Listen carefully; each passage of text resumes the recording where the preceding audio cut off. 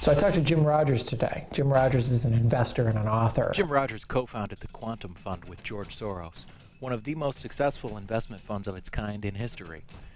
After this, Jim rode his motorcycle over 100,000 miles around the world, writing about it in his book Investment Biker. He then spent another 20 years as an active investor, continuing to learn about our changing global economy. At the turn of this century, Jim and his wife Paige undertook an even more ambitious journey. 152,000 miles, 116 nations over a 3-year period. It is an extraordinary adventure. People who don't care anything about investing think it's fascinating. It's something with universal appeal.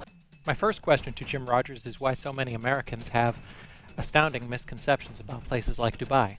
Misconception about China, about Japan, about Europe, about everywhere. I mean, Americans have very little. Most Americans cannot find Japan on a map and don't even know why they should be able to find Japan on a map. Most Americans can't find the Pacific Ocean on a map and don't know why it's of any interest to them to be able to find anything on a map. They can't find Oklahoma on a map. So it's unfortunately, because of our history and our geographic location, we're very isolationist and always have been, have very little knowledge of the rest of the world. Our press doesn't help. Most press companies don't even have foreign offices anymore. I mean, if the middle of Africa blew up, we wouldn't know about it for 2 or 3 weeks. The rest of the world might, but we wouldn't. Dubai is doing their best to become a center for the Middle East, for shopping, for finance, for everything else, because they are, for technology, because they are running out of oil. Abu Dhabi has plenty of oil, but that's a different world. We'll have to wait and see what happens with Dubai. They are certainly doing a brilliant job of what they're trying to do. They've got the best horse race in the world, and the best golf tournament in the world, and the best everything in the world. So it's a question of, will it be successful down the road? I don't know. Who knows? I have no idea if all these massive investments are going to pay off in the end.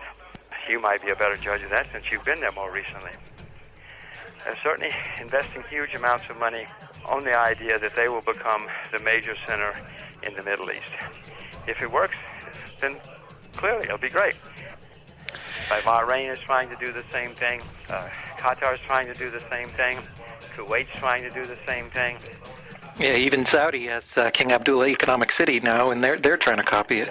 Well said. Even the Saudis are now trying. Everybody's trying to copy what Dubai set out to do before. Dubai had to do it out of necessity because they were running out of oil, or are running out of oil. The others are doing it because they're trying to now compete. Certainly, more Americans are going to learn Chinese for many reasons going forward. Partly because nobody speaks Chinese. I mean, so very few speak Chinese now. But no, I'm afraid we'll go the way of Great Britain, of the UK. After the first, in 1918, they were the richest, most powerful country in the world. Their currency was the major world's currency, et cetera, et cetera. Well, they sort of were over the top. They were already overextended, and there were many flaws within the underlying system. We're sort of there too at this stage, overextended in every way, and unfortunately, I don't see anything that's going to change, certainly no attitude here. You've already pointed out some of our shortcomings.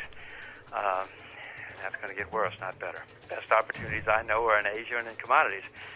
Learn Chinese and start investing in commodities.